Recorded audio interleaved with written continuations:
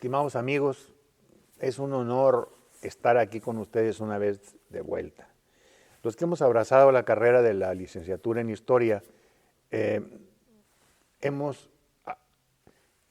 hecho un maridaje, valga la expresión ahora que se usa, que se toma tanto vinos de mesa, el maridaje con la comida y el vino propiamente, no en todas las gentes, pero en algunos mexicanos, muchos mexicanos. Vamos a tratar ahora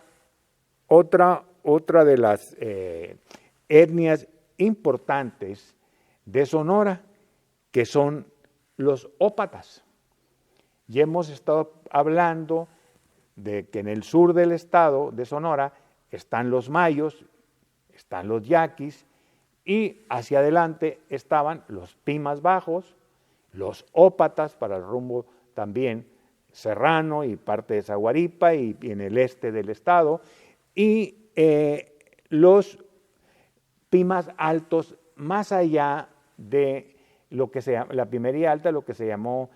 terrenos que comprendían tanto el desierto de Sonora, estaban los pápagos y sobre todo la etnia pápago, que es conocida, ya lo repito, como Tojono o Otam, o pápagos, que quiere decir comedores de frijol, como ya lo hemos visto. Sin embargo, los ópatas tenían hasta cierto punto, eran terrenos semiáridos, esto es lo que les digo, al este del estado, parte central adelante del este, y eran semiáridos, pero contaban con suficiente agua para realizar actividades agropecuarias. Su forma de organización social eran grupos familiares grandes que vivían en unas casas, en unos grupos de casas aisladas, pero dentro de, cercanamente, ¿no?, unos caseríos que los españoles denominaron rancherías. Los ópatas, como ya les hemos comentado, ocupaban el centro, los territorios centro y noreste, sobre las cuencas altas de los ríos Yaqui y Sonora.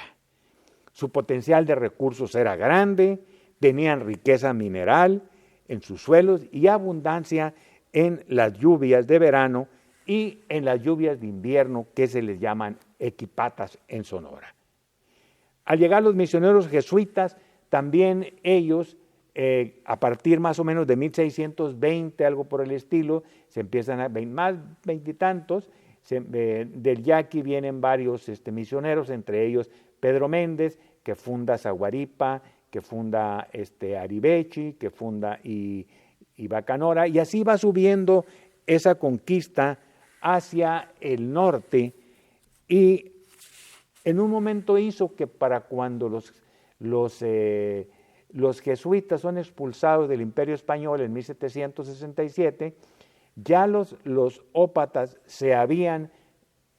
prácticamente integrado con la sociedad española o mestiza. Se dice que entonces, ya para mediados del siglo XIX, ya no había ópata hablantes y que era muy difícil reconocerlos entre los mestizos y los grupos, todavía la gente ópata que existe. Todavía existen, evidentemente, de una manera racialmente esos grupos. Hay todavía ópatas que son de sangre ópata, sin embargo, ya no usan su lenguaje personal. O sea, ya nadie habla ópata, se menciona desde mediados del siglo XIX. Sin embargo, demostraron ser importantes guerreros y participaron en el sofocamiento o la derrota de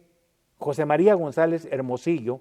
enviado por el cura Hidalgo en 1810, en diciembre, a este rumbo del occidente del país, a Nayarit, Sinaloa, y adelante de Mazatlán, después de haber derrotado a los españoles en el Rosario, Sinaloa, adelante del río, adelante de San Ignacio Piaxtla, o sea, del río Piaxtla, son derrotados por el general Alejo García Conde, gobernador y comandante militar de la provincia de Sonora y Sinaloa, y apoyados evidentemente por fuerzas ópatas. En esos siglos XVIII y siglos XIX fueron perdiendo sus tierras comunales y hubo rebeliones en 1820 y en 1825 acompañaron a Juan Banderas, Juan Ignacio Jusacamea, que se rebelaron contra los españoles. Luego, como ya hemos comentado, para mediados del siglo XIX habían perdido sus tierras. Para la época de la Reforma, pues propiamente se les habían entregado a muchos blancos, a muchos mestizos. Entonces ellos solicitan también sus tierras como ejidos, o como solicitaron tierras al gobierno a mediados del siglo XIX. Evidentemente no creo que les hayan hecho gran cosa. Ojalá, ¿verdad? El general Ópata, ya les comenté que eran los ópatas muy buenos para la guerra, Refugio Tanori apoya al ejército, al ejército del imperio de Maximiliano y sus aliados invasores franceses, y pelea contra ellos en Sonora en 1864, 1865-66, y son derrotados evidentemente. Se especula que para 1880 ya eran imposible, como ya lo hemos comentado, de distinguirse de la población mestiza regional. Sin embargo, quiero comentar que no hace mucho tiempo, para un mes y medio, platiqué aquí en Hermosillo con una persona de la etnia Pápago, Tojono o Odam, con los comedores de frijol, y que me comentó que sí existen en el antiguo territorio ópata, evidentemente, gentes que son de sangre ópata. No hablarán el idioma, pero es un poco temerario haber afirmado, como yo lo dije yo, que la etnia ha desaparecido, aunque sanguíneamente existan descendientes, aunque supuestamente ya no practican el lenguaje o el dialecto ópata. Veremos ahora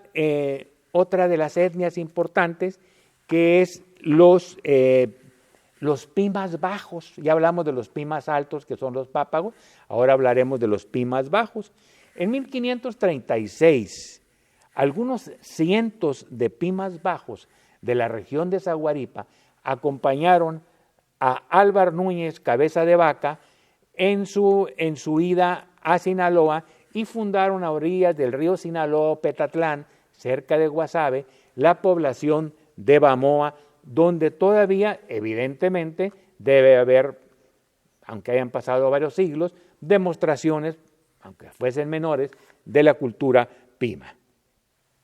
Antes del siglo XVII, antes de 1600, por ahí, en el siglo XVII propiamente, como decía, los 1600, fueron presionados tanto por los ópatas como por otros grupos para desplazarse de esos lugares centrales del Estado, como pueden ser Ures, por ahí, por todo ese centro del Estado, y desplazarse hacia el sur a los lugares de los grupos yaquis, donde tuvieron sus verdaderos conflictos, evidentemente. En ese entonces, estamos hablando de 1700, el grupo Pima Bajo estaba compuesto por los Ures, Nebomes y los Yécoras. Para 1634 ya estaban establecidas las misiones jesuitas de Ónavas, Movas, Nuri y Tonichi, y para 1670 ya existían Yécora y Maicova. Por medio de las reformas borbónicas de mediados del siglo XVIII, con José de Gálvez en Sonora, los Pimas Bajos perdieron sus tierras, y esto los obligó a que se retiraran hacia la sierra colindante, la Sierra Madre Occidental, colindante con Chihuahua, donde se refugiaron propiamente en lo que hoy se llama, evidentemente, los yécoras, quedaron allá por el rumbo de lo que se llama Maicova en Sonora. Y otro tanto se fue para Chihuahua a unas localidades denominadas Yepachic, Pinos Verdes y Mesa Blanca. Este ha sido el destino de los Pimas Bajos. Es curioso, no se puede definir las fronteras como se definen las fronteras de los países, las fronteras culturales de estos grupos indígenas originales, y muchas veces los préstamos de lenguaje también hacen que pervivan vocablos pimas en el mayo y al revés, y y algunos vocablos ópatas que han sobrevivido en otras culturas, que eso nos han venido dando las otredades de los diferentes modos de comportarnos de los sonorenses, inclusive hoy en el siglo XXI, y esa lengua, esa combinación de lo indígena y lo español, como ya lo he platicado antes, o la Castilla, como le llamaban antes al español, pues son unos bellos giros del lenguaje que desgraciadamente, como comentábamos anteriormente en otros programas, se han ido perdiendo. No me resta sino agradecer una vez más la gentileza de su atención, la paciencia que han tenido en todos estos meses para estarnos escuchando, y pues seguiremos con este desarrollo. Entraremos a ver la llegada de los españoles hasta llegar propiamente